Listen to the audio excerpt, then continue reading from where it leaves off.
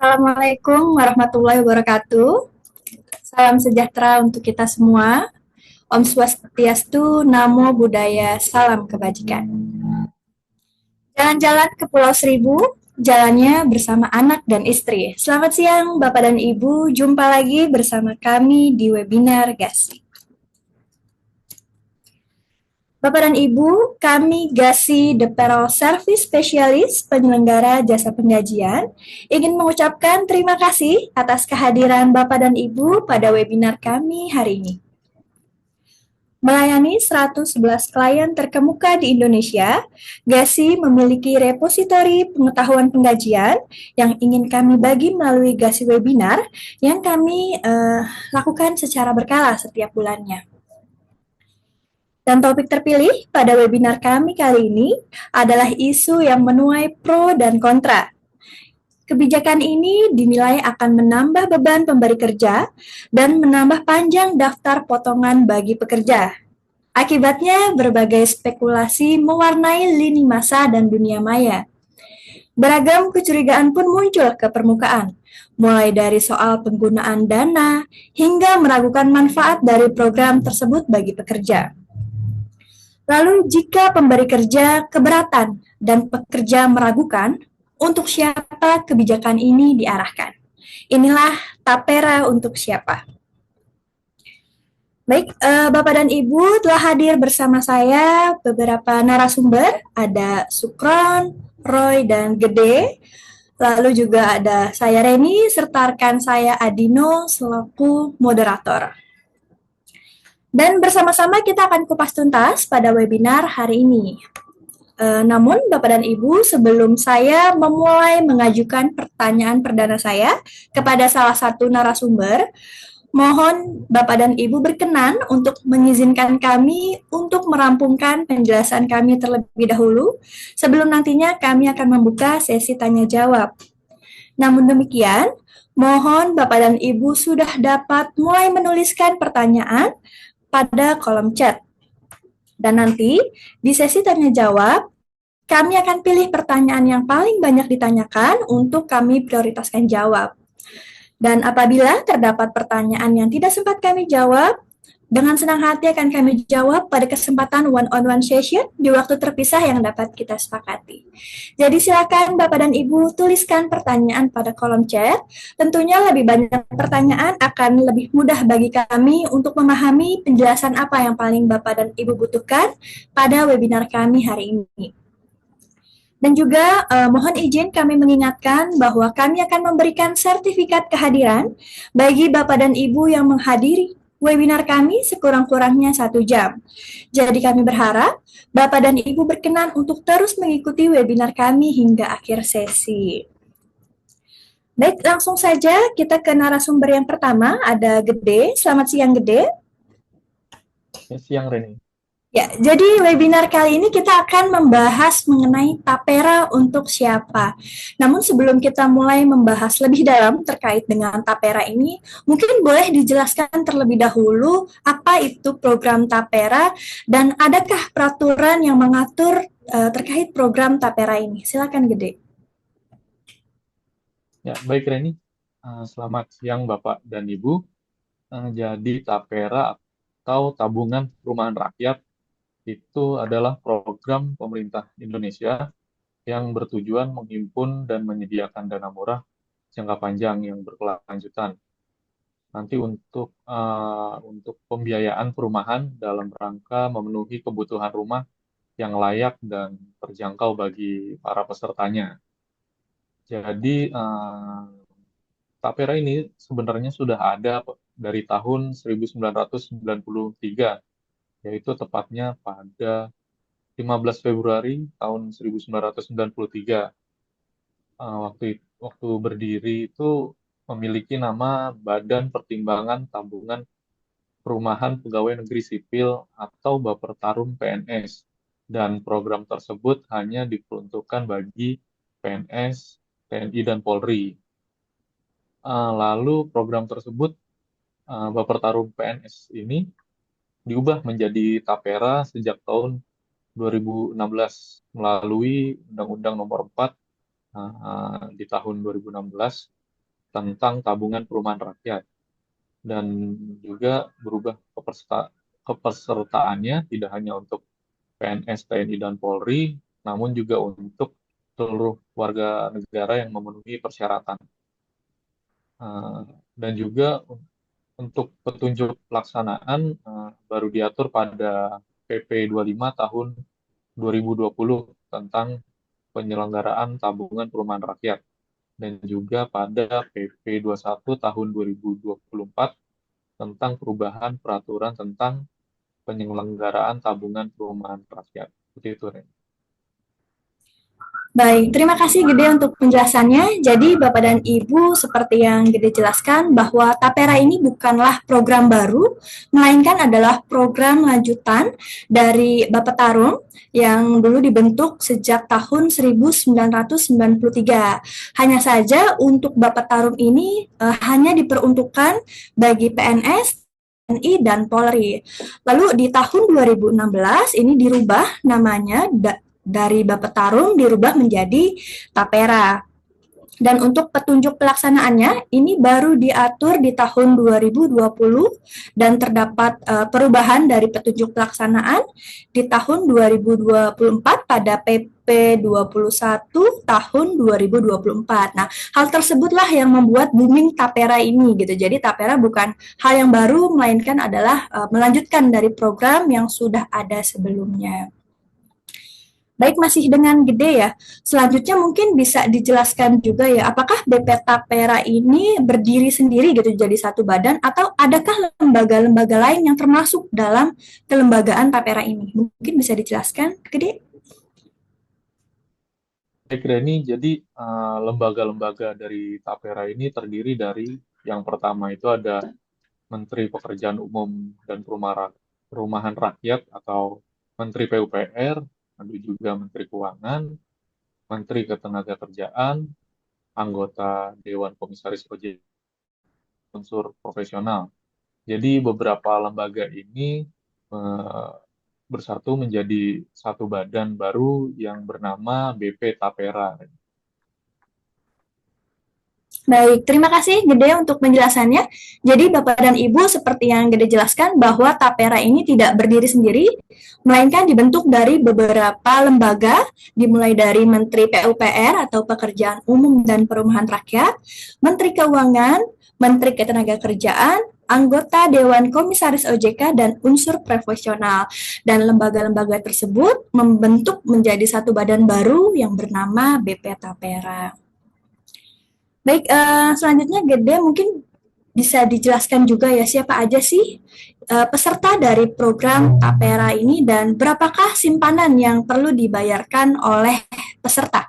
Silakan Gede. Baik, Bapak dan Ibu. Jadi untuk Tapera ini kepesertanya masyarakat yang memiliki penghasilan paling sedikit sebesar upah minimum wajib menjadi peserta. Sedangkan untuk masyarakat yang berpenghasilan di bawah upah minimum dapat menjadi peserta. Dan juga untuk pesertanya itu terdiri dari ASN, lalu TNI dan Polri, lalu pegawai BUMN, BUMD, dan BUMDes, dan juga pekerja mandiri atau informal, serta pegawai swasta, dan juga WNA atau warga negara asing yang telah kerja dan tinggal di Indonesia lebih dari 6 bulan. Untuk besaran simpanan pekerja yaitu sebesar 3%.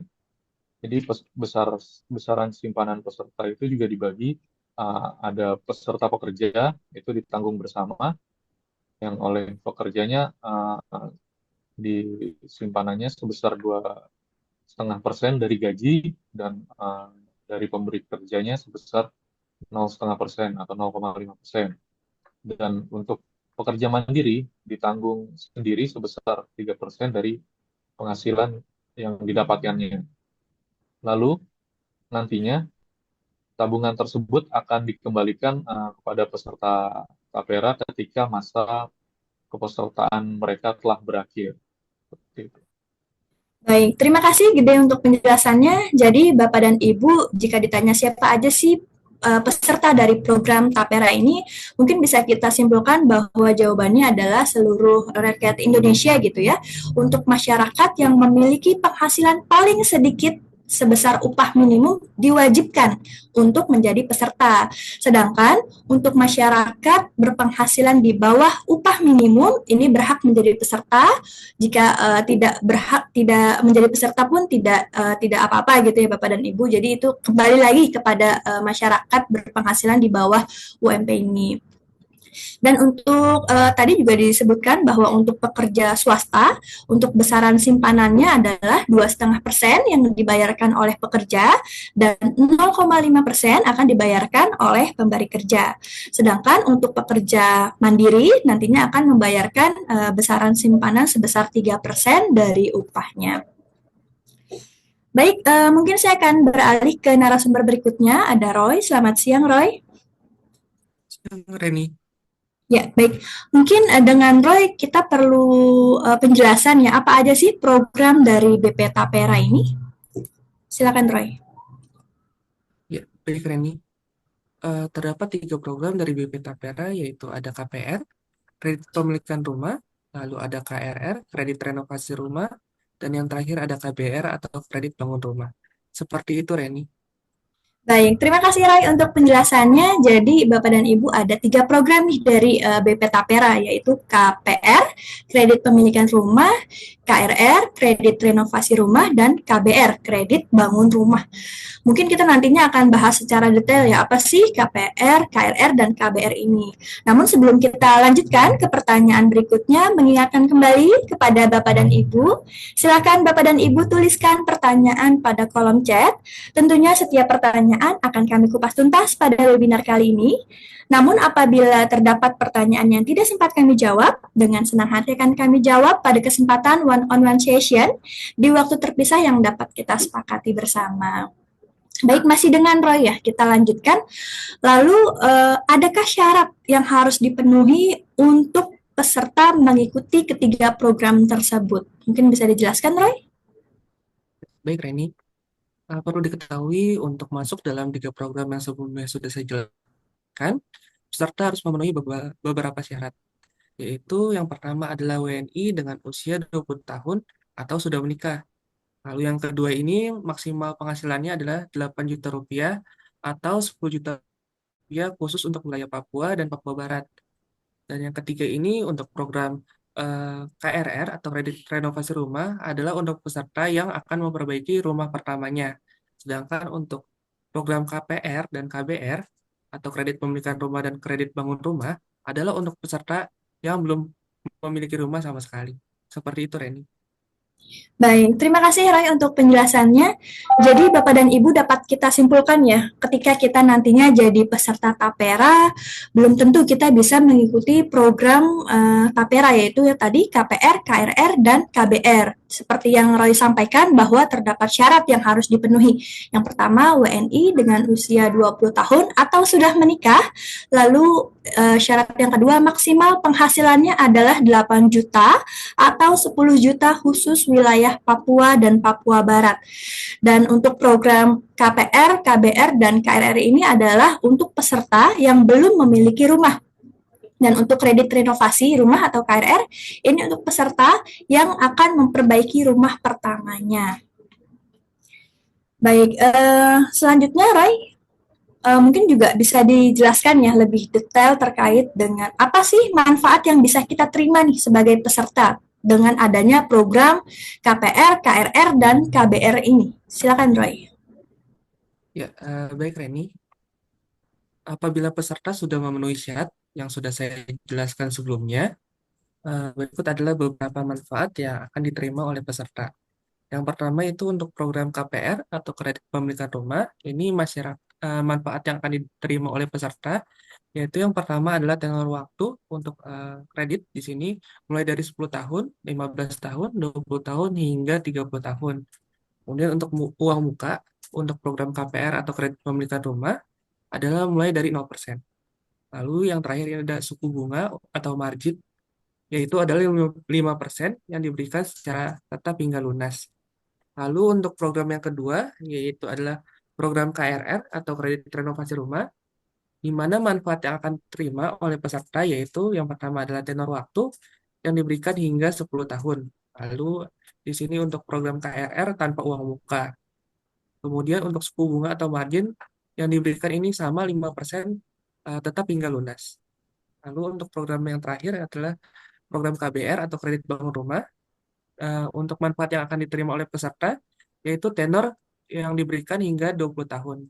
Kemudian untuk uang mukanya di sini tanpa uang muka dan juga suku bunga atau margin tetap 5% hingga lunas. Seperti itu, Reni. Baik, terima kasih Roy untuk penjelasannya. Jadi Bapak dan Ibu dapat kita simpulkan ya dari penjelasan Roy bahwa manfaat apa aja sih yang bisa kita terima sebagai peserta dengan adanya program KPR, KRR, dan KBR ini. Tadi dijelaskan untuk tenor. Untuk tenor ini bervariatif mulai dari 10 tahun hingga 30 tahun. Lalu untuk uang muka. Uang muka untuk program KRR dan KBR ini tanpa uang muka. Sedangkan untuk program KPR ini uang mukanya mulai dari 0%. Lalu untuk suku bunga atau margin di program KPR, KRR, dan KBR ini adalah 5% yang diberikan secara tetap hingga lunas. Jadi lumayan menarik ya Bapak dan Ibu untuk manfaat dari KPR, KBR, dan KRR ini.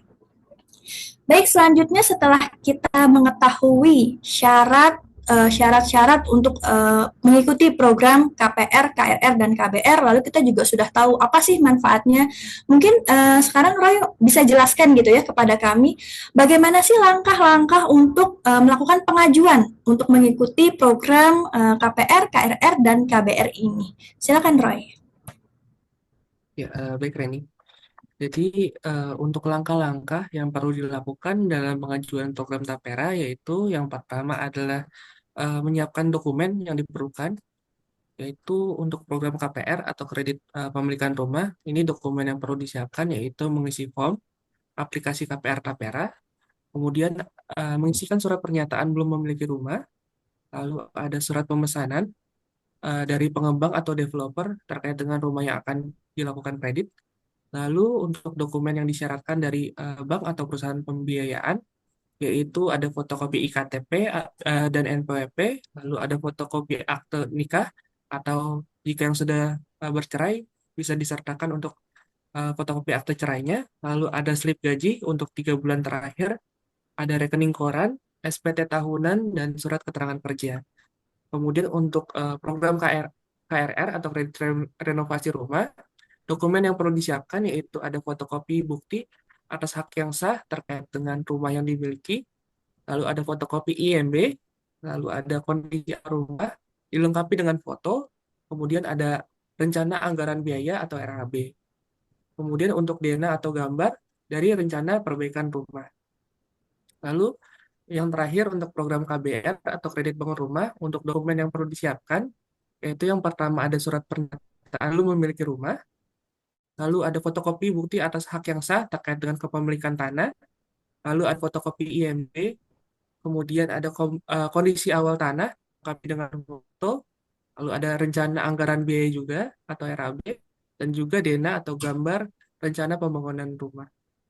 Kemudian jika dokumen yang sudah saya sebutkan tadi sudah lengkap, maka peserta dapat datang ke bank penyalur, kemudian nanti bank akan melakukan pengecekan kesesuaian dari program KPR, KRR, dan KBR Tapera. Lalu nanti bank akan melakukan pengecekan untuk dokumen permohonan kredit, apakah yang sudah diberikan ini sudah lengkap atau belum. Lalu, jika sudah kita ajukan ke bank untuk berkasnya, nanti untuk berkas permohonan akan diproses oleh bank penyalur, dan pada tahap ini juga tidak semua peserta akan diterima pengajuannya. Nanti bank akan melakukan screening seperti pengecekan SLIK atau BI checking, verifikasi data, dan juga analisa kelaikan RPC atau kemampuan membayar angsuran. Jadi di poin ketiga ini, dari bank juga akan ada validasi lagi terkait dengan pengajuannya. Jadi tidak semua peserta akan diterima pengajuannya. Lalu jika sudah disetujui oleh bank untuk permohonannya, maka bank penyalur nanti akan menghubungi peserta. Lalu setelah dihubungi, maka peserta dapat melanjutkan ke tahap akad kredit. Seperti itu, Reni. Baik, terima kasih Roy untuk penjelasannya. Jadi Bapak dan Ibu dapat kita simpulkan dari penjelasan Roy bahwa ketika kita sebagai peserta sudah masuk ke dalam kriteria yang memenuhi persyaratan untuk mengikuti program KPR, KRR, dan KBR ini, tentunya kita perlu menyiapkan dokumen-dokumen yang telah disyaratkan. Kemudian kita mendatangi bank penyalur yang nantinya bank penyalur akan melakukan verifikasi atau screening dokumen-dokumen yang telah kita lampirkan. Nah, di proses screening ini nanti bank penyalur akan menolak atau meng-approve pengajuan dari program KPR, KRR, atau KBR ini. Jadi tidak semua peserta akan diterima untuk pengajuannya. Jadi dilihat lagi sesuai dengan parameter bank penyalur tersebut. Dan nantinya jika permohonan telah disetujui oleh bank penyalur, tentunya bank penyalur akan menghubungi peserta dan kemudian akan dilanjutkan dengan akad kredit. Baik, sebelum kita lanjutkan ke pertanyaan berikutnya, kembali kami mengingatkan kepada Bapak dan Ibu, silakan Bapak dan Ibu tuliskan pertanyaan pada kolom chat. Tentunya semakin banyak pertanyaan akan memudahkan kami untuk memahami penjelasan apa yang paling Bapak dan Ibu butuhkan pada webinar kami hari ini. Baik, masih dengan Roy.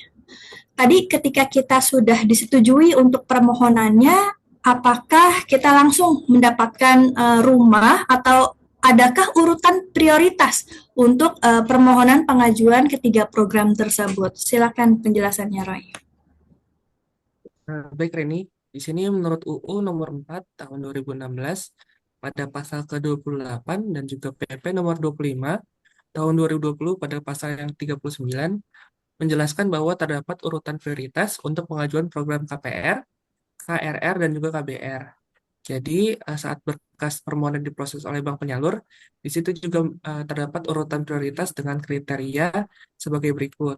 Di sini bisa kita lihat, yang pertama itu ada lama masa kepesertaan, kemudian ada kelancaran membayar simpanan, lalu ada kemendesakan kepemilikan rumah seperti jumlah anggota keluarga, penghasilan terendah, lama menunggu pembiayaan, dan juga usia. Dan yang terakhir ini adalah ketersediaan dana dari Tapera. Seperti itu, Reni. Baik, terima kasih Roy untuk penjelasannya. Jadi Bapak dan Ibu ketika kita sudah disetujui permohonannya oleh bank penyalur, tidak serta-merta kita langsung mendapatkan biaya untuk KPR, KRR, atau KBR. Melainkan kita harus menunggu urutan prioritas dari program Tapera ini yang terdapat beberapa kriteria ya, seperti yang sudah Roy jelaskan dari lama masa kepesertaan, kelancaran membayar simpanan, kemendesakan kepemilikan rumah, dan juga ketersediaan dana Tapera sendiri. Baik, Roy. Realitanya gitu ya, Roy, jika kita lihat nih khususnya di Jabodetabek gitu kan harga properti cukup tinggi gitu ya, Roy. Bisakah Roy jelaskan ya, apakah ada limit atau batasan untuk kredit program pembiayaan perumahan Tapera ini, Roy? Silakan. Ya, baik Reni. Di sini terkait dengan program pembiayaan perumahan atau Tapera, di sini terdapat limit atau batasan atas kredit yang diberikan. Jadi di sini terlihat tabel terkait dengan limit atau batasan untuk tahun 2024. Di sini pada tabel ini terdapat beberapa kolom dari penghasilan maksimum yaitu 8 juta atau 10 juta untuk wilayah Papua dan Papua Barat. Lalu di sini ada tabel terkait dengan suku bunga atau margin. Di sini 5% tetap untuk seluruh program, mulai dari KPR, KBR, dan KRR. Lalu di sini ada terkait dengan pembiayaan Tapera atau programnya. Lalu di tabel selanjutnya ada tenor maksimum. Di sini KPR hingga 30 tahun, KBR hingga 15 tahun, dan juga KRR hingga 5 tahun. Lalu untuk ada tabel maksimum harga jual rumah atau limit kredit di sini dibagi menjadi 5 zona untuk KPR. Jadi di KPR ini ada 5 zona. Yang pertama zona 1 ini adalah untuk Jawa, kecuali Jakarta, Bogor, Depok, Tangerang, Bekasi, atau Jabodetabek, dan juga Sumatera kecuali Riau, Bangka Belitung, dan Kepulauan Mentawai. Jadi di sini untuk maksimum harga jual rumah atau limit kredit yang diberikan yaitu sebesar 150.500.000 rupiah. Lalu untuk zona 2 untuk KPR di sini untuk zona Kalimantan kecuali Kabupaten Murung Raya dan juga Kabupaten Mahakam Hulu, di sini untuk maksimum harga jual rumah ataupun limit kredit yang diberikan yaitu sebesar 164.500.000 rupiah. Lalu untuk zona ketiga yaitu Sulawesi, Bangka Belitung, Kepulauan Mentawai, Kepulauan Riau kecuali Kepulauan Anambas, di sini untuk maksimum harga jual rumah atau limit kredit yang diberikan sebesar 156.500.000 rupiah.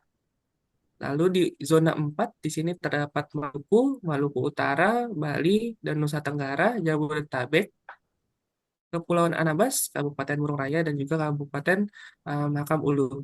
Di sini untuk zona 4, untuk maksimum harga jual rumah dan juga limit kredit yang diberikan sebesar 168 juta rupiah. Lalu yang terakhir ada di zona 5 untuk KPR, yaitu untuk Papua dan Papua Barat.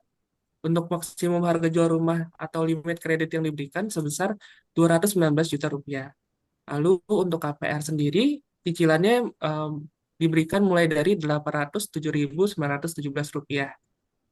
Lalu untuk program kedua, yaitu KBR, di sini dibagi menjadi 2 zona juga, yaitu untuk wilayah Jawa, Sumatera, Sulawesi, Kalimantan, Maluku, Maluku Utara, Nusa Tenggara, Bali, dan Kepulauan Riau. Di sini untuk maksimum harga jual rumah atau limit kredit yang diberikan sebesar 120 juta rupiah. Lalu untuk zona 2 KBR, yaitu untuk Papua dan Papua Barat, di sini diberikan maksimum harga jual rumah atau limit kredit sebesar 150 juta rupiah. Lalu untuk cicilannya untuk KBR atau kredit bangun rumah di sini mulai dari 948.992 rupiah. Lalu untuk program KRR atau kredit renovasi rumah di sini dibagi juga seperti KBR menjadi 2 zona, yaitu zona pertama Jawa, Sumatera, Sulawesi, Kalimantan, Maluku, Maluku Utara, dan Nusa Tenggara, Bali, dan Kepulauan Riau. Di sini untuk zona pertama, untuk maksimum harga jual rumah dan limit kredit yang diberikan sebesar 60 juta rupiah. Dan juga untuk zona yang kedua, yaitu untuk Papua dan Papua Barat, sebesar 75 juta rupiah. Nah, di sini untuk program KRR atau kredit renovasi rumah, diberikan cicilan mulai dari Rp1.132.274. Seperti itu, Reni. Baik, terima kasih Roy untuk penjelasannya. Jadi Bapak dan Ibu seperti yang Roy jelaskan ya bahwa terdapat limit atau batasan dari harga jual rumah atau kredit pembiayaan rumah ini. Dan untuk pembagian limitnya pun dibagi menjadi beberapa zona. Untuk KPR ada 5 zona, KBR dan KRR terdapat 2 zona. Dan untuk cicilannya tadi cukup ringan ya untuk KPR sebesar mulai dari Rp807.917. Untuk program KBR cicilannya mulai dari Rp948.952. KRR cicilannya mulai dari Rp1.132.274. Baik, Roy. Nah, selanjutnya gitu ya, dari tadi kan kita membahas untuk peserta yang memenuhi syarat untuk mengikuti program KPR, KRR, dan KBR. Nah, selanjutnya bagaimana nih untuk peserta yang tidak memenuhi syarat untuk mengikuti 3 program tersebut? Silakan, Roy.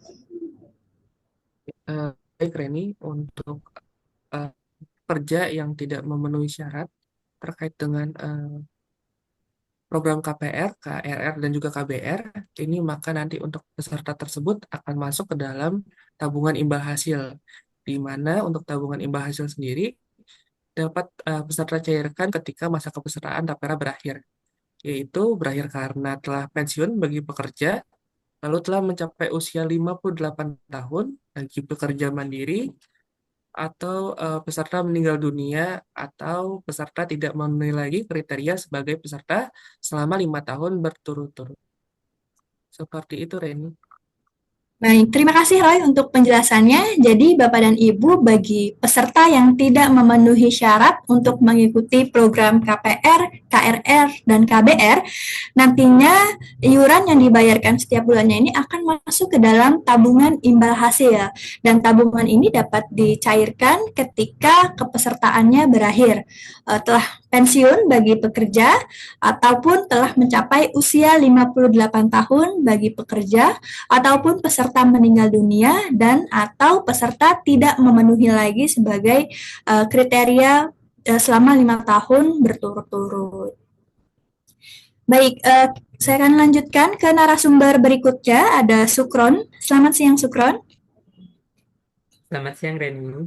Baik, mungkin Sukron bisa jelaskan ya secara detail terkait dengan apa sih pemupukan dana tapera gitu kan. Jadi kita belakangan juga sering dengar nih adanya pemupukan dana tapera. Mungkin Sukron bisa jelaskan, silakan. Ya, baik Bapak dan Ibu, terkait pemupukan dana tapera seperti yang sudah dijelaskan oleh Roy sebelumnya, ketika kita melakukan tabungan tapera di sini ada pemupukan dana tapera. Nah, pemupukan dana tapera ini dilakukan dalam rangka meningkatkan nilai dana tapera milik peserta. Jadi, bukan hanya tabungannya saja, tapi juga akan mendapatkan pemupukan dana tapera. Nah, dana tapera ini dikelola dan diinvestasikan oleh bank kustodian dan juga manajer investasi dan juga diawasi oleh OJK dan BP Tapera. Dana tapera ini akan diinvestasikan pada deposito, perbankan, surat utang atau sukuk negara, surat utang atau sukuk daerah, surat berharga di bidang perumahan dan juga kawasan permukiman, serta bentuk investasi lain yang aman dan menguntungkan sesuai dengan amanat Undang-Undang Tapera. Dan dana tapera ini nantinya dikelola dengan prinsip konvensional dan syariah sesuai dengan pilihan masing-masing peserta. Jadi, masing-masing peserta ini bisa memilih nantinya apakah pengembangannya ini sesuai dengan prinsip konvensional seperti bank-bank konvensional atau dengan prinsip syariah. Jadi itu bisa dipilih juga oleh Bapak dan Ibu ketika nanti melakukan pemilihan pengelolaan dana tapera ini. Seperti itu Bapak dan Ibu. Baik, terima kasih Sukron untuk penjelasannya. Jadi Bapak dan Ibu dapat kita simpulkan ya, pemupukan dana tapera ini dilakukan untuk meningkatkan nilai dana tapera milik peserta. Dan peserta pun berhak untuk memilih pengelolaan dana tapera ini, apakah ingin dikelola dengan prinsip konvensional atau prinsip syariah. Dan itu kembali ke peserta masing-masing. Baik, sebelum kita lanjutkan ke pertanyaan berikutnya, kembali kami mengingatkan kepada Bapak dan Ibu, silakan Bapak dan Ibu untuk menuliskan pertanyaan pada kolom chat. Tentunya setiap pertanyaan akan kami kupas tuntas pada webinar kali ini, dan apabila terdapat pertanyaan yang tidak sempat kami jawab, akan kami jawab pada kesempatan one-on-one session di waktu terpisah yang dapat kita sepakati bersama. Baik, masih dengan Sukron. Tadi dijelaskan gitu ya, bahwa dana tapera ini nantinya dapat dicairkan ketika masa kepesertaan berakhir. Mungkin bisakah Sukron jelaskan gitu ya, bagaimana sih simulasi perhitungannya? Apakah menguntungkan nih untuk kita sebagai calon peserta dari program tapera ini? Silakan, Sukron. Ya, baik Bapak dan Ibu, tentu saja ini pertanyaan yang kita semua tanyakan ya. Bagaimana atau berapa nilai yang akan kita dapatkan ketika kita mencairkan uang tapera kita pada saat berusia 58 tahun atau pada saat berhenti bekerja pensiun. Nah, untuk menghitungnya, ini kita menggunakan rumus future value of annuity. Jadi di sini akan kita simulasikan supaya kita bisa seenggaknya bisa mengetahui perkiraan estimasi nilai uang yang kita tabung di dana tapera ini beserta pengembangannya. Nah, untuk perhitungannya kita menggunakan rumus future value, yaitu nilai masa depan adalah P, di sini adalah kontribusi bulanan. Nah, kontribusi bulanan ini kan sesuai dengan masing-masing upah dikalikan dengan persentase bunganya. Lalu dikalikan dengan 1 ditambah R. R ini apa? R ini adalah tingkat bunga bulanan. Jadi nanti akan kita cari juga terlebih dahulu berapa sih estimasi tingkat bunga bulanannya, lalu dipangkat N. N di sini adalah jumlah periode, berapa lama atau berapa bulan kita melakukan pembayaran tapera ini. Nah, setelah itu dikurang 1 dibagi R. R tadi nilai tingkat bunga bulanan. Dan untuk memudahkan pemahaman kita semua, kita akan simulasikan dengan menggunakan 3 angka seperti itu. Nah, di sini contohnya karyawan mulai bekerja pada saat usia 21 tahun. dengan asumsi nilai pengembangan 6%. Kenapa 6%? Karena berdasarkan informasi BP Tapera tahun sebelumnya, BP Tapera berhasil mengembangkan nilai sebesar 8%. Dan jika kita kurangkan dengan biaya lainnya, maka nilai estimasi pengembangannya pada tahun lalu itu sebesar 6%.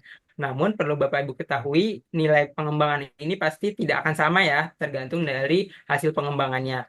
Dari nilai estimasi ini, kita kalikan dengan upahnya. Nah, upahnya di sini kita buatkan dengan 3 contoh, Bapak dan Ibu, supaya nanti bisa lebih terlihat seperti itu.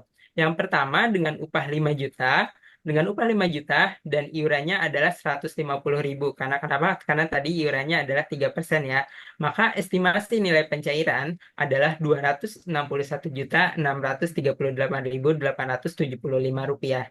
Dan untuk karyawan dengan gaji 10 juta dan iuran per bulannya itu adalah 300.000, maka estimasi nilai pencairannya adalah Rp523.277.751. Dan karyawan dengan upah 20 juta dengan iuran per bulan adalah 600.000, estimasi nilai pencairannya adalah Rp1.046.555.503. Jadi, kesimpulannya, nilai yang akan didapatkan dari kontribusi bulanan Tapera dari mulai bekerja dari usia 21 tahun dan nanti kita estimasikan sampai 58 tahun dengan nilai bunga pengembangan rata-rata 6% per tahun menunjukkan peningkatan yang signifikan bagi Bapak dan Ibu. Nah, ini menunjukkan bagaimana akumulasi bunga dan juga kontribusi rutin setiap bulannya kita tambahkan iuran rutin setiap bulan itu dapat menghasilkan jumlah yang cukup besar pada saat pencairan. Jadi di sini selain nilai yang cukup besar juga kan dilindungi dan juga diawasi oleh BP Tapera untuk pengembangannya. Seperti itu Bapak dan Ibu. Jadi dirasa ini cukup menguntungkan bagi karyawan ketika nanti melakukan pencairan dari tabungan Tapera ini. Seperti itu Bapak dan Ibu. Baik, terima kasih Sukron untuk penjelasannya cukup detail ya Bapak dan Ibu. Jadi gimana nih setelah kita tahu simulasi perhitungannya, gitu kan? Kira-kira menguntungkankah Bapak dan Ibu untuk simulasi yang sudah diberikan tadi? Baik, kita akan lanjutkan pertanyaan berikutnya gitu ya. Ketika kita sudah tahu nih cara simulasi perhitungannya, lalu adakah aplikasi gitu ya yang bisa kita lihat untuk melihat saldo simpanan Tapera kita, atau ketika kita ingin melakukan update data diri gitu ya untuk peserta Tapera ini. Silakan Sufron.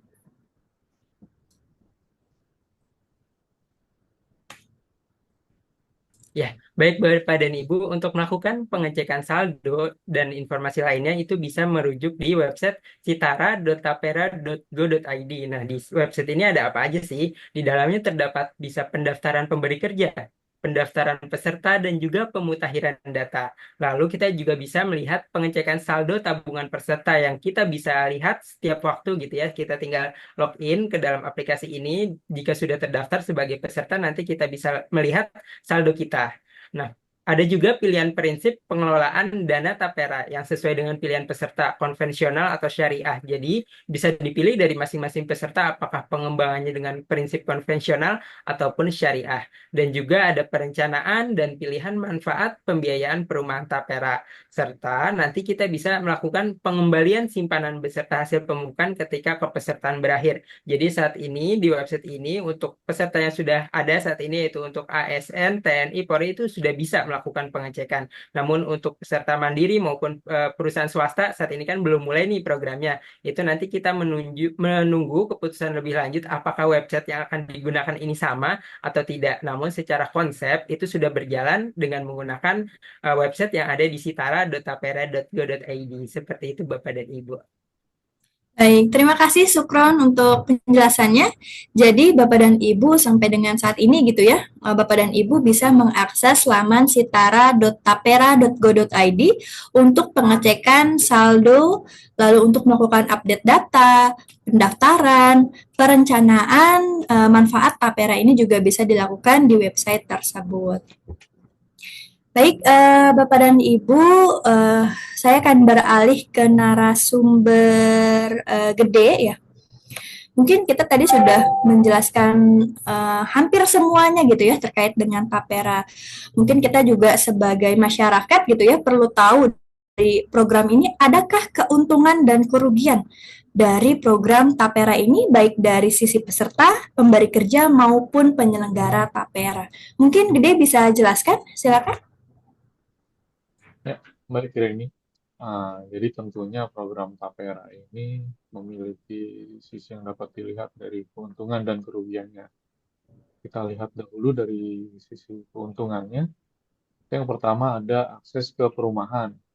Jadi Tapera ini membantu masyarakat berpenghasilan rendah untuk dapat memiliki rumah. Lalu Tapera ini pengelolaannya terpusat. Jadi dana dana-dana yang disimpan oleh para peserta dikelola oleh BP Tapera untuk memastikan dana yang dikumpulkan tadi uh, dapat tersimpan dan dikelola dengan baik oleh BP Tapera. Lalu dananya teratur. Jadi Tapera ini menyediakan mekanisme tabungan yang teratur untuk pembiayaan rumah para pesertanya. Lalu peluang pengembangan infrastruktur. Jadi Tapera ini juga mendukung pengembangan infrastruktur perumahan yang lebih baik di Indonesia ini. Lalu untuk dari sisi kerugiannya dapat kita lihat yaitu adanya beban tambahan. Jadi Tapera itu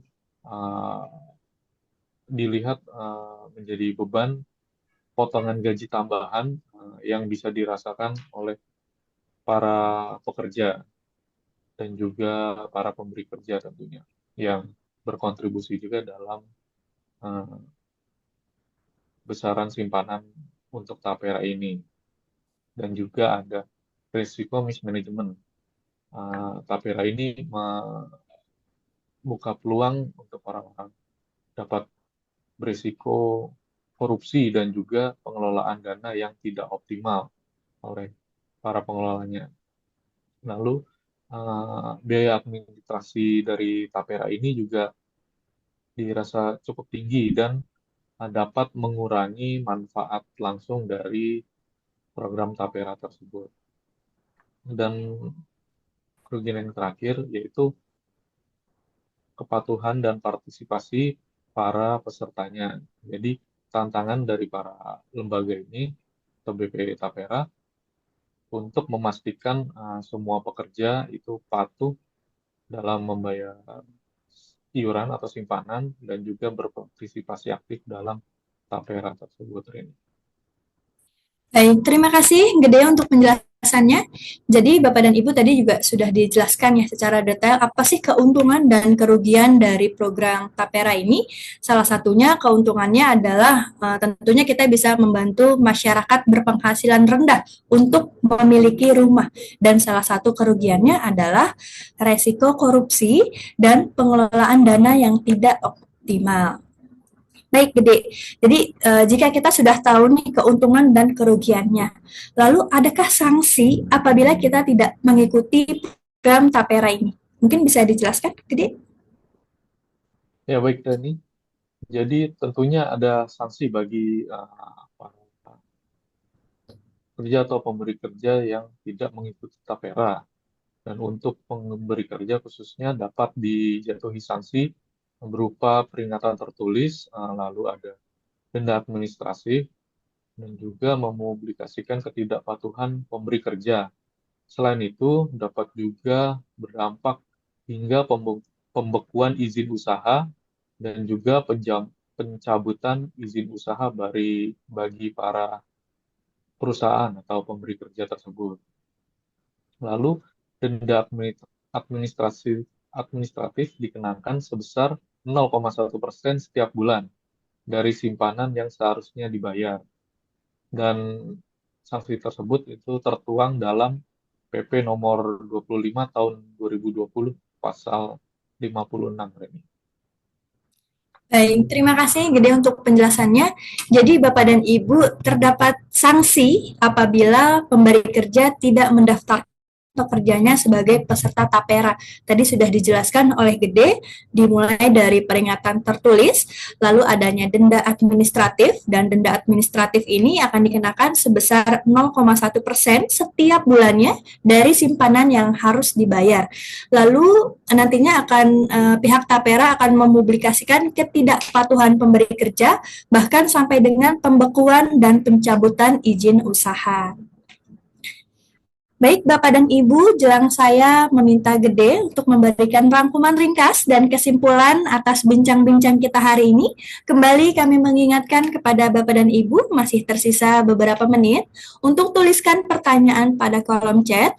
Pertanyaan yang paling banyak ditanyakan akan kami prioritaskan untuk kami bedah bersama.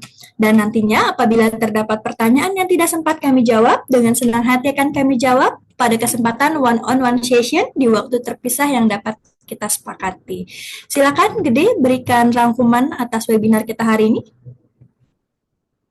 Baik, ini jadi Bapak dan Ibu, Tapera atau Tabungan Perumahan Rakyat merupakan program dari pemerintah Indonesia yang memiliki tujuan untuk menghimpun dan menyediakan dana murah jangka panjang yang berkelanjutan untuk nantinya dilakukan pembiayaan perumahan dalam rangka memenuhi kebutuhan rumah yang layak dan terjangkau bagi para pesertanya. Untuk kepesertaan masyarakat yang memiliki penghasilan paling sedikit sebesar upah minimum diwajibkan menjadi peserta. Dan sedangkan untuk masyarakat berpenghasilan di bawah upah minimum dapat menjadi peserta. Untuk besaran simpanannya sendiri bagi pekerja adalah 2,5% dari pekerja dan juga 0,5% dari pemberi kerja. Sedangkan untuk pekerja mandiri yaitu sebesar 3%. Dan nanti tabungan yang disimpan tersebut akan dikembalikan ketika masa kepesertaan dari peserta tapera itu berakhir. Tapera juga memiliki 3 program, yaitu ada program KPR atau kredit pemilikan rumah, lalu ada program KRR, kredit renovasi rumah, dan juga program KBR atau kredit bangun rumah. Dan untuk Bapak Ibu ingin melakukan pengecekan, dapat mengakses situs yaitu sitara.tapera.go.id, dan apabila peserta atau Bapak Ibu belum memiliki akun, maka dapat dilakukan pendaftaran pada laman website tersebut. Dan namun perlu dilakukan pengawasan dan dukungan dari seluruh peserta tapera supaya program ini dapat berjalan dengan baik dan membawa hasil yang positif untuk perumahan di Indonesia, seperti itu. Baik, terima kasih Gede untuk rangkuman yang diberikan. Bapak dan Ibu, kembali kami mengingatkan bahwa kami akan mengirimkan link materi dan rekaman webinar hari ini yang dapat Bapak dan Ibu akses pada website kami di ptgasi.co.id. Nanti Bapak dan Ibu bisa langsung merujuk ke website kami. Baik, Bapak dan Ibu, kita jelang sesi tanya-jawab, dan rekan saya Adino tentunya akan membacakan pertanyaan terpilih untuk dibahas bersama. Silakan Adino. Ya, terima kasih Reni atas waktunya.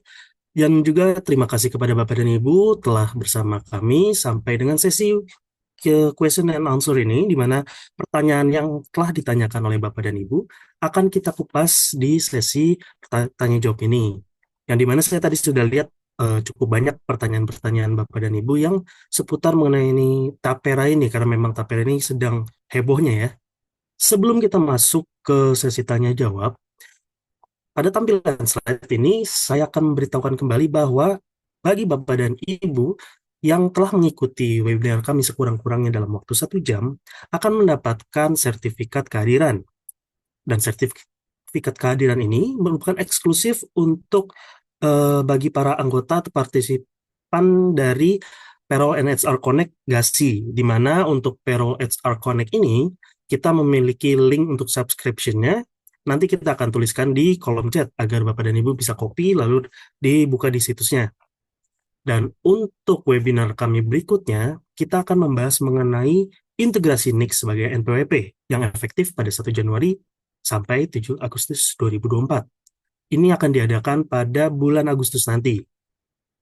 Kemudian Bapak dan Ibu, Gasi sendiri memiliki produk schedule demonya itu untuk waktunya itu setiap hari Senin, yang dimana Bapak dan Ibu jika berminat dapat melakukan registrasi melalui link yang akan kita berikan juga di kolom chat nanti. Dan di tampilan slide ini Bapak dan Ibu bisa melihatnya. Dan setelah itu bagi Bapak dan Ibu yang memang memiliki minat atas produk Gasi, Bapak dan Ibu dapat langsung menghubungi kami melalui email gasimarketing@ptgasi.co.id, lalu juga melalui nomor telepon dan juga website yang telah ditampilkan pada slide.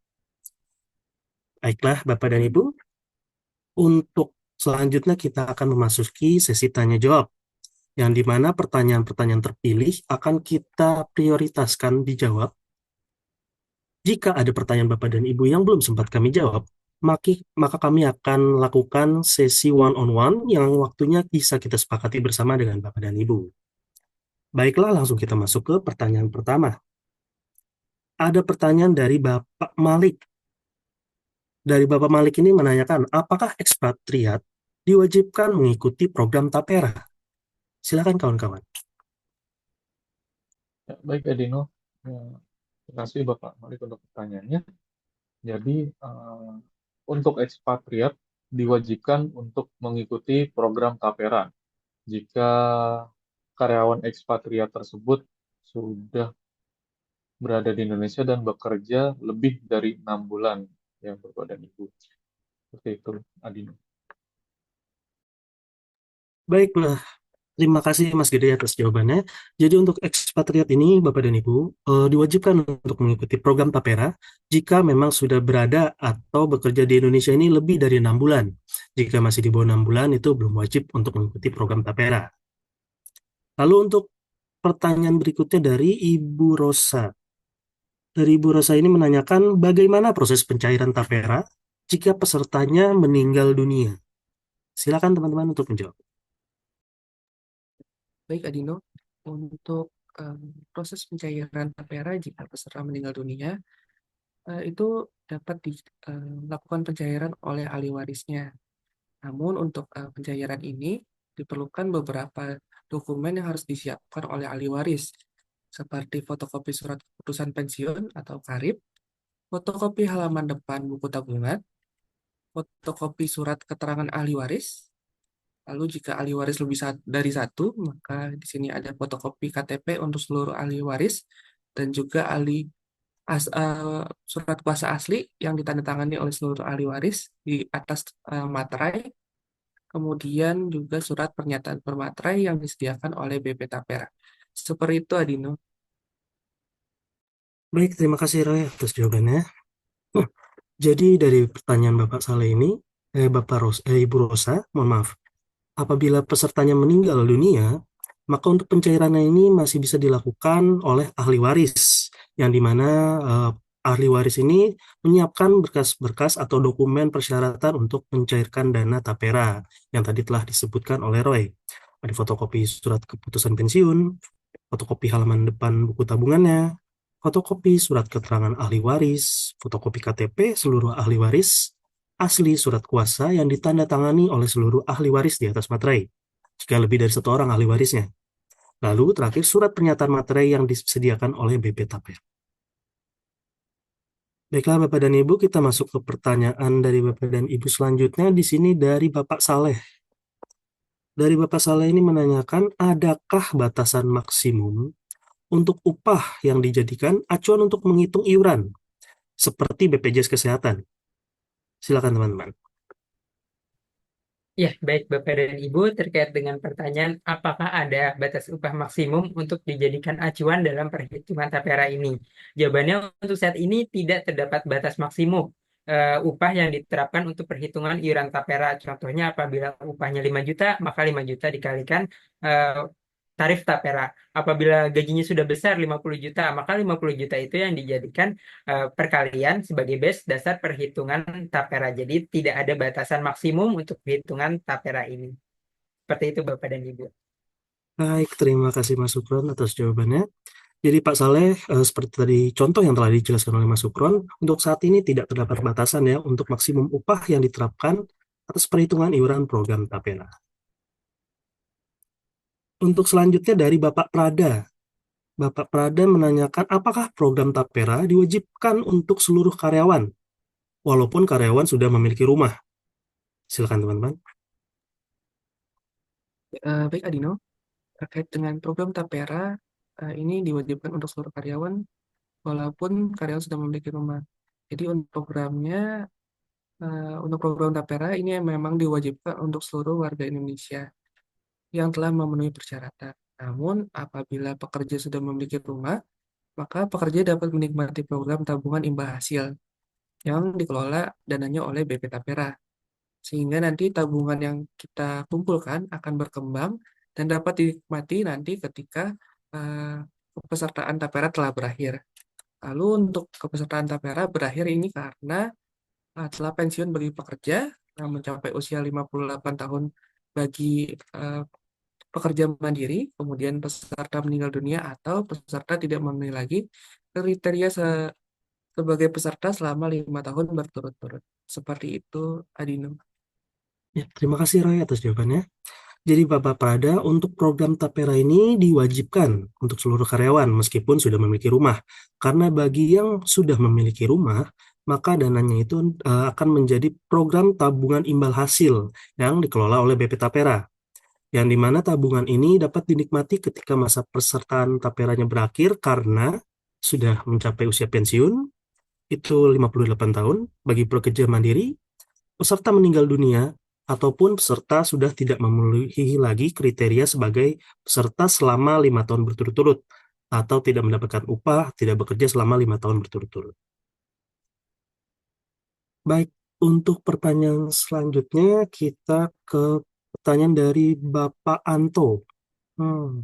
Dari Bapak Anto ini menanyakan jika pekerja dengan upah di bawah 8 juta sebelumnya sudah memiliki cicilan KPR, apakah cicilan tersebut bisa dipindahkan menjadi program Tapera?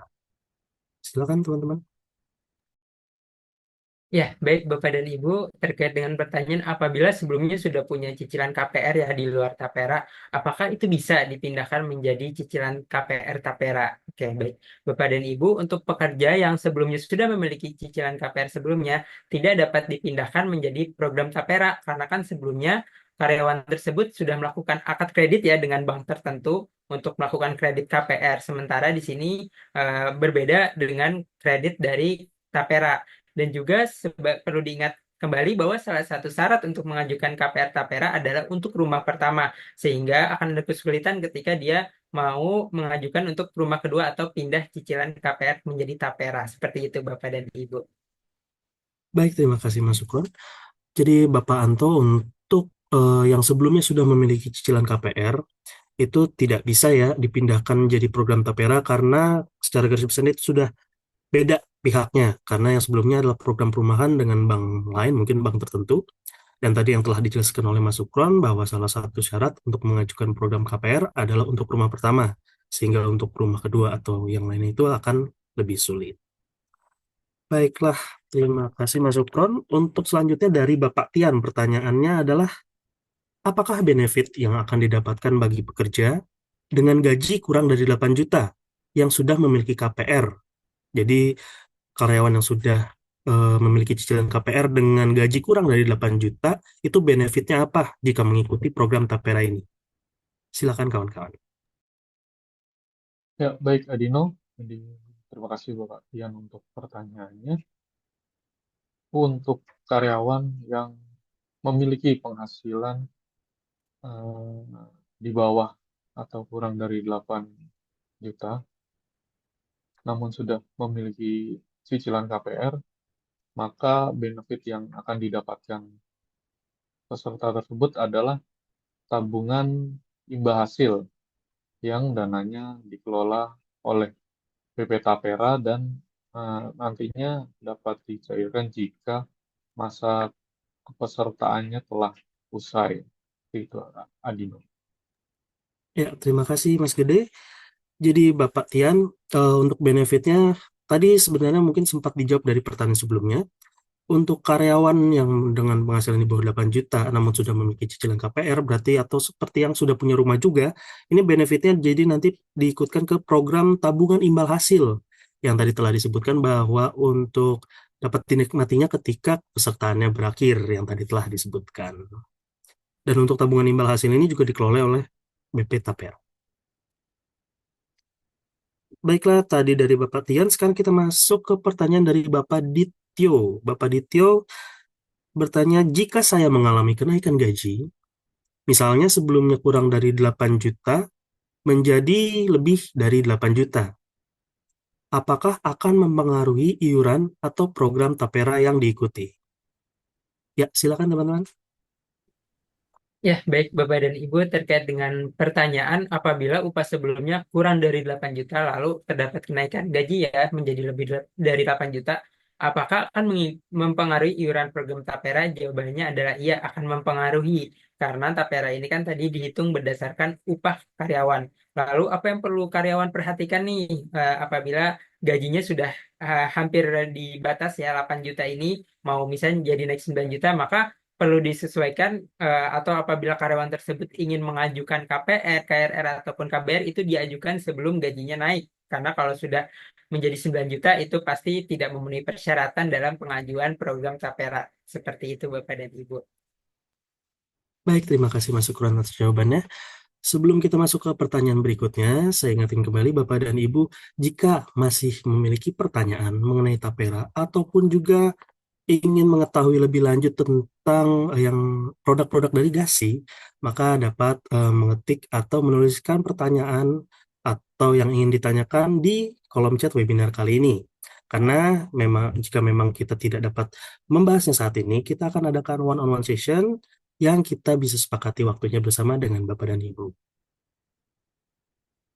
Baiklah, untuk pertanyaan selanjutnya tadi dari Bapak Dityo, sekarang dari Bapak Satri. Ini betul ya Bapak Satri? Oke, Bapak Satri, pertanyaannya adalah bagaimana cara peserta mengetahui status permohonan pembiayaan perumahan? Silakan teman-teman. Baik, Adino.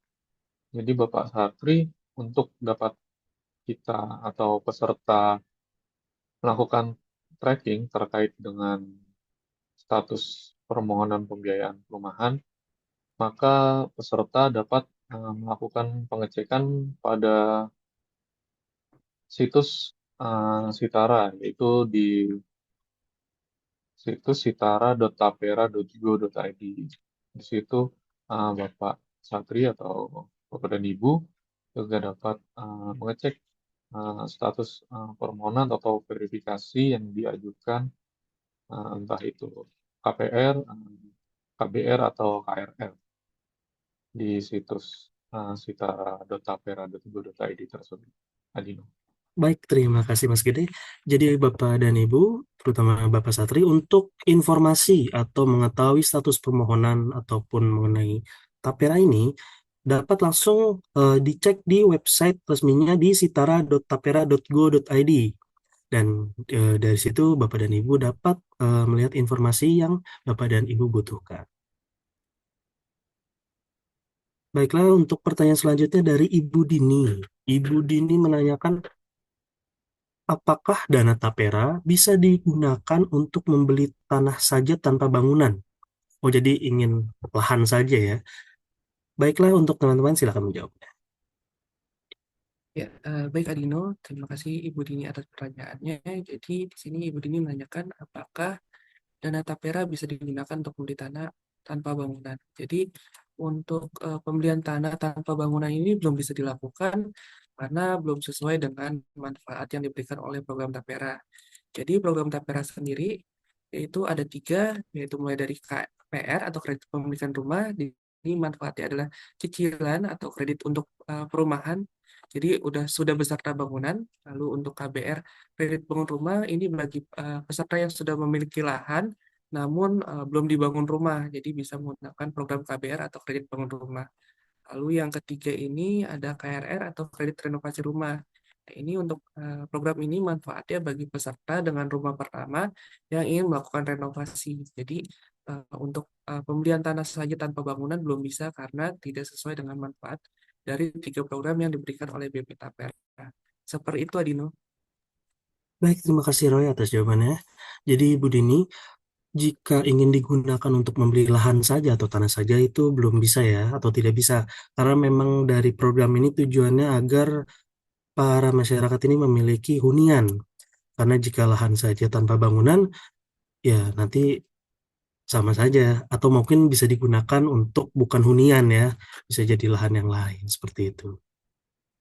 Baiklah, untuk pertanyaan selanjutnya dari Ibu Sica atau Ibu Sika. Ini saya baca Ibu Sica ya. Bagaimana prosedur pengalihan dana tapera jika peserta pindah kerja antar provinsi? Silakan teman-teman. Baik, Agino. Eh, yang pertanyaan tersebut terkait jika peserta atau pekerja pindah kerja atau dimutasi antar provinsi gitu ya. Jadi Bapak dan Ibu, program Tapera ini dikelola secara terpusat. Dan jika ketika terdapat pindah kerja atau domisili, maka untuk program Tapera tidak perlu dilakukan proses pengalihannya oleh peserta Tapera tersebut. Jadi ini terpusat di satu yaitu di BP Tapera pusat saja seperti itu. Adi. Baik, Mas Gede, terima kasih. Jadi dari jawaban Mas Gede ini untuk program Tapera ini dikelolanya secara terpusat. Jadi nanti akan secara di di apa ya, informasinya akan masuk dan diatur langsung dari pusatnya. Tidak perlu dilakukan proses pengalihan jika peserta mengalami perpindahan kerja antar provinsi. Baiklah, untuk selanjutnya pertanyaan dari Bapak Aryo. Apakah Tapera ini bisa dimonitor? Mungkin dalam hal pekerja ingin mengetahui total iuran yang sudah disetorkan. Oh, jadi bagaimana cara untuk memonitor program Tapera ini ya? Baik, silakan teman-teman. Ya, baik Bapak dan Ibu, terkait dengan pertanyaan apakah program KPR ini bisa dimonitor? Contohnya ingin melihat total iuran yang sudah disetorkan, itu jawabannya adalah bisa. Jadi bisa login ke website sitara.tapera.go.id. Lalu bagaimana jika ada pertanyaan atau hal-hal lain, misalnya sudah menyetorkan namun nilainya tidak sesuai? Itu Bapak dan Ibu bisa menghubungi call center-nya di 1500156 ataupun melalui email juga itu juga bisa ditanyakan pada layanan @tapera.go.id. Lalu bisa juga melalui WhatsApp dan juga kita bisa ke alamat kantor Tapera. Jadi Bapak dan Ibu nanti bisa dihubungi juga kontak senternya Tapera jika ada hal-hal yang ingin ditanyakan terkait dengan program ataupun pertanyaan-pertanyaan lainnya seputar Tapera. Seperti itu Bapak dan Ibu. Baik, terima kasih Mas Sukron atas jawabannya. Jadi ini mungkin mirip seperti pertanyaan dari, kalau nggak salah tadi dari Bapak Satri ya. Ini bagaimana untuk mengetahui informasi, bagaimana cara memonitor, itu dapat dilakukan dengan cara mengunjungi situs dari sitara.tapera.go.id. Dan tadi yang telah dijelaskan oleh Mas Sukron, jika memang ada pertanyaan atau keluhan, itu dapat kita lakukan melalui call center-nya, lalu bisa juga ke alamat dan ke kantornya langsung, atau juga melalui email. Seperti itu Bapak Bapak Aryo. Baiklah. Oke, kita masuk ke pertanyaan berikutnya dari Bapak Lian. Kapan aturan Tapera akan berlaku? Nah, silakan teman-teman. Ya, baik, Adino, terkait dengan pertanyaan dari Bapak Lian, kapan aturan Tapera akan berlaku? Jadi sebenarnya untuk aturan Tapera ini sudah diterapkan sejak di tahun 2020 untuk PNS, TNI, dan Polri. Kemudian program Tapera ini diterapkan untuk seluruh masyarakat Indonesia yang telah memenuhi syarat dan berlaku mulai tahun 2027. Kemudian untuk pendaftaran akan dilakukan secara bertahap hingga tahun 2027. Seperti itu, Adino. Baik, terima kasih Roy. Dari pertanyaan Bapak Lian ini untuk aturan tapera. Untuk aturan tapera ini sebenarnya sudah berlaku sejak 2020 untuk PNS, TNI, dan Polri. Nah, untuk seluruh masyarakat Indonesia itu direncanakan berlaku mulai tahun 2027. Lalu untuk pendaftaran akan dilakukan secara bertahap hingga tahun 2027 dari saat ini. Untuk selanjutnya kita masuk ke pertanyaan dari Bapak Rido, Bapak Fajar Rido. Apakah tapera bisa diwariskan? Silakan teman-teman. Ya, baik. Dino, terima kasih Bapak Rido. Jadi tapera itu tidak dapat diwariskan atau dilanjutkan ke pesertaannya. Namun jika peserta sudah meninggal dunia, maka pencairan dananya dapat dilakukan oleh ahli waris dengan melengkapi berkas-berkas atau dokumen-dokumen seperti yaitu ada yang pertama fotokopi surat keputusan pensiun atau KARIP, lalu ada fotokopi halaman depan buku tabungan, lalu ada fotokopi surat keterangan ahli waris, ada juga fotokopi KTP seluruh ahli waris, lalu surat kuasa asli ditandatangani seluruh ahli waris di atas materai jika ahli waris lebih dari satu orang, Bapak dan Ibu. Lalu juga yang terakhir ada surat pernyataan bermaterai yang disediakan oleh BP Tapera. Seperti itu Adino untuk dokumen-dokumen yang perlu dilengkapi untuk pencairan dana oleh ahli waris. Baik, terima kasih Mas Gede. Jadi untuk tapera ini apakah bisa diwariskan? Untuk tapera tidak bisa diwariskan atau dilanjutkan ke pesertaannya. Namun jika pesertanya sudah meninggal dunia, untuk pencairan dananya dapat diteruskan ke ahli warisnya dengan melengkapi dokumen-dokumen yang perlu dibawa oleh ahli waris. Ini sepertinya mirip dari seperti pertanyaan yang tadi di awal ya. Jadi untuk dokumen ini ada dokumen berupa fotokopi surat keputusan pensiun atau KARIP, KARIP, lalu fotokopi halaman depan buku tabungan, fotokopi surat keterangan ahli waris, lalu fotokopi KTP dari seluruh ahli waris.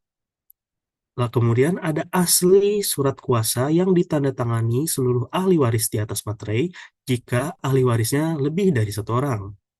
Kemudian yang terakhir, surat pernyataan bermaterai yang disediakan oleh BP Tapera. Jadi untuk Taperanya ini programnya nggak bisa dilanjutin. Tapi jika memang dia mencairkannya itu bisa dilakukan oleh ahli warisnya. Oke, kita masuk ke pertanyaan berikutnya. Dari Ibu Firly. Ibu Firly bertanya apakah ada batasan atau kriteria tertentu yang harus dipenuhi oleh peserta untuk tetap aktif dalam program Tapera? Silakan. Ya, baik Adino, terkait dengan pertanyaan Ibu Firly, apakah ada batasan atau kriteria tertentu yang harus dipenuhi untuk tetap aktif dalam program Tapera?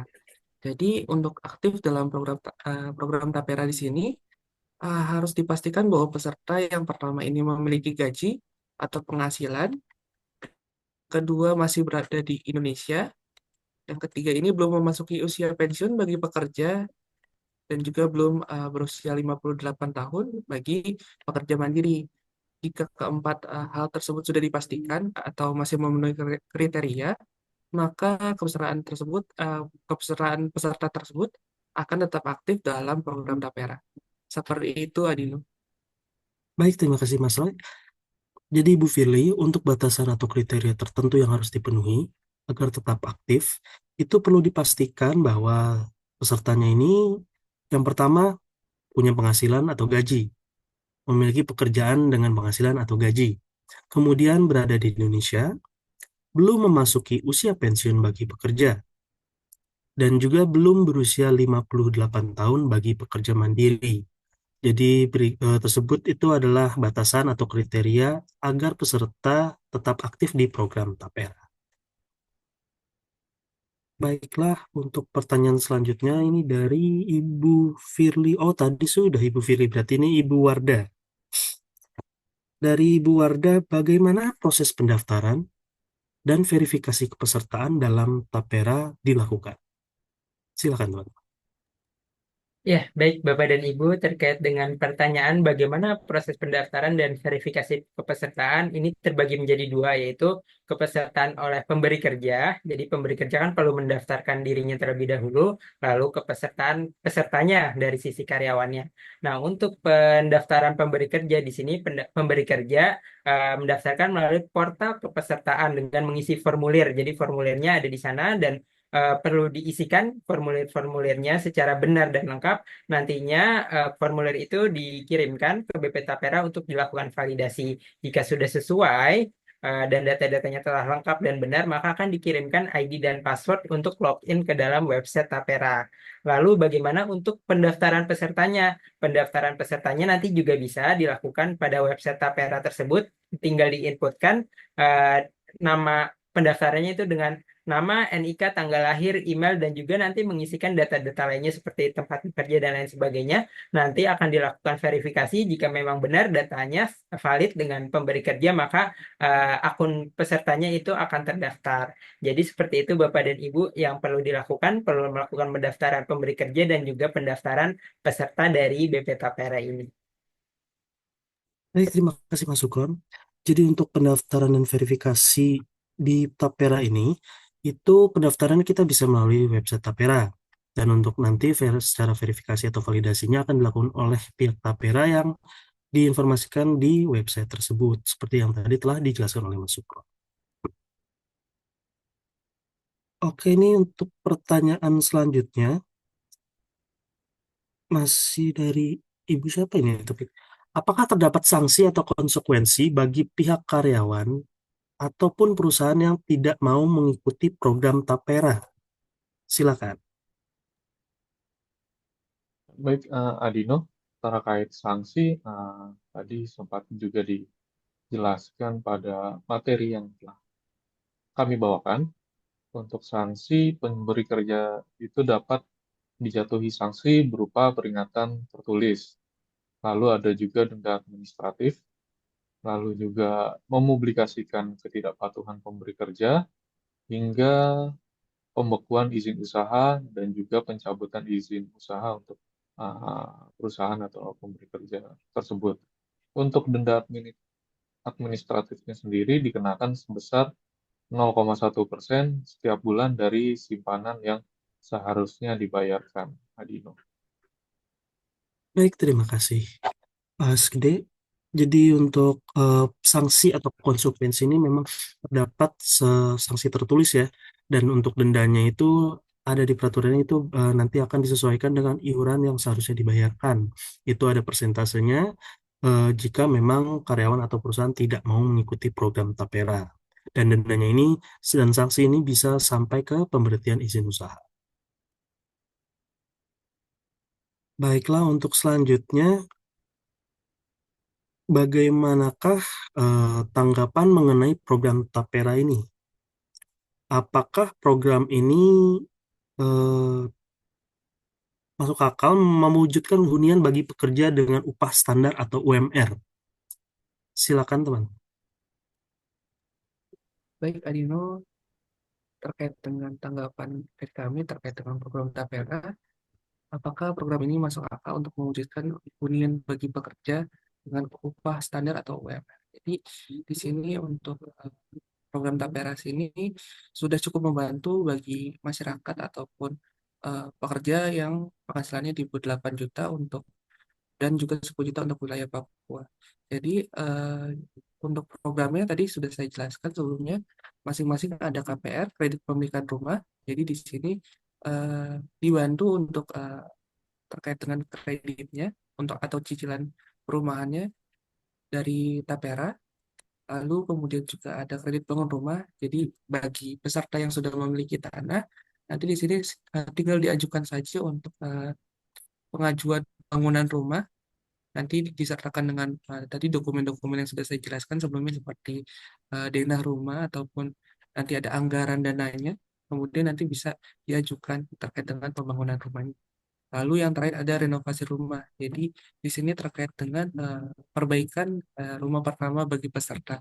Jadi untuk program ini sudah cukup membantu dari eh, manfaat-manfaat yang diberikan.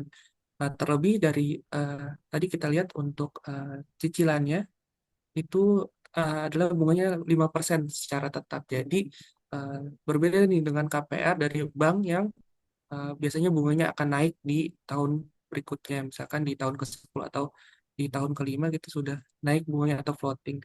Jadi di sini sudah manfaatnya sudah cukup terlihat di sini dari bunganya dan juga dari uang muka di sini eh, untuk uang mukanya mulai dari 0 rupiah. Jadi di sini sudah cukup membantu mulai dari uang muka dan juga dari bunga yang diberikan.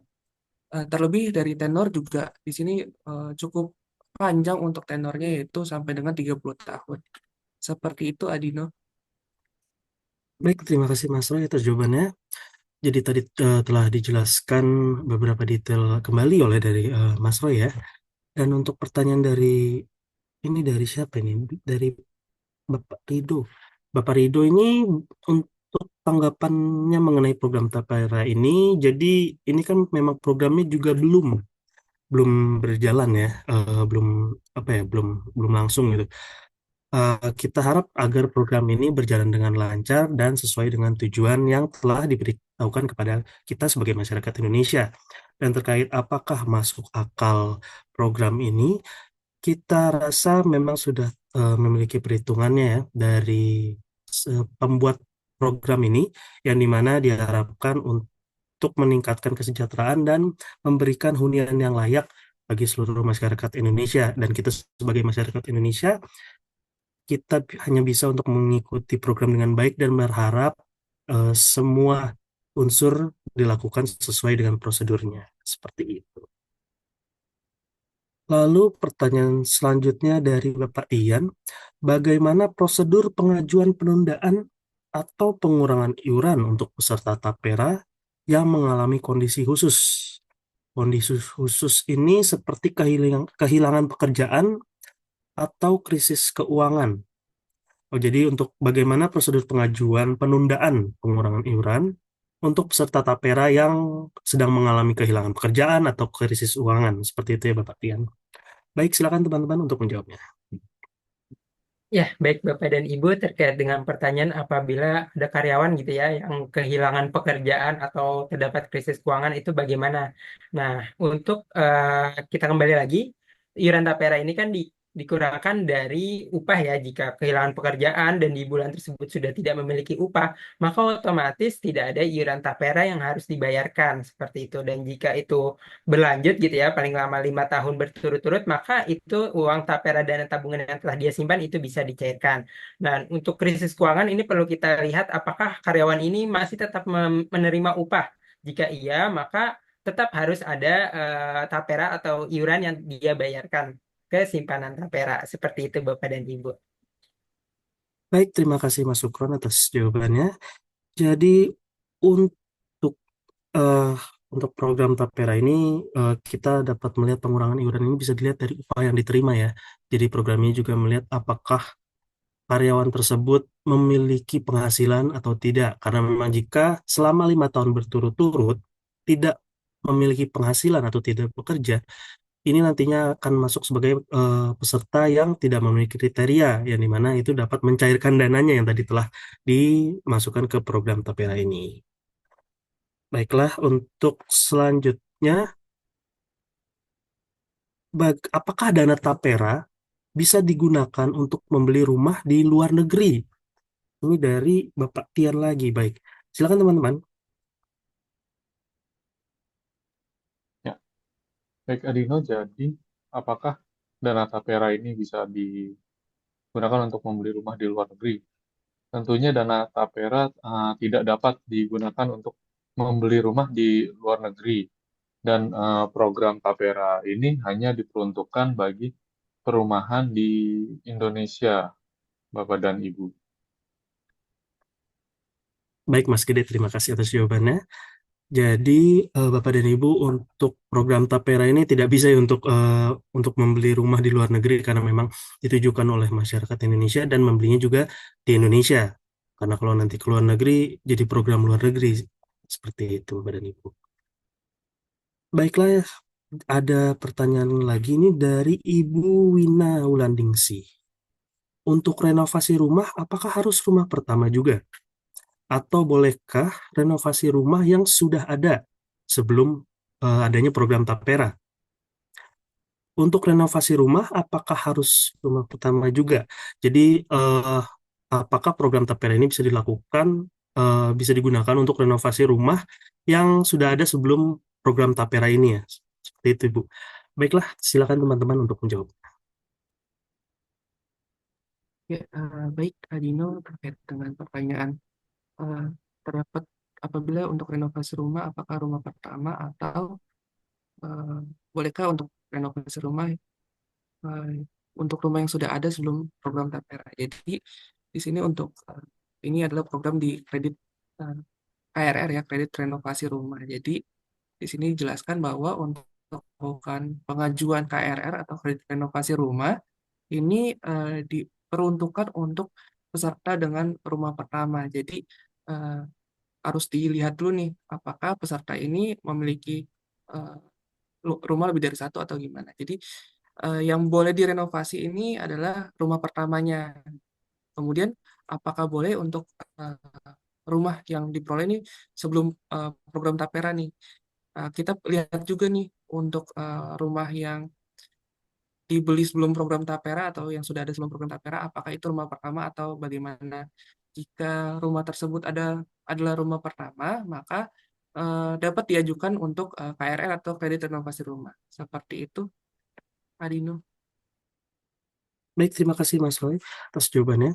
Jadi Bu Wina, seperti tadi yang telah dijelaskan oleh Mas Roy, untuk keperluan renovasi rumah melalui program kredit renovasi rumah ini KRR ini adalah untuk kepemilikan rumah pertama.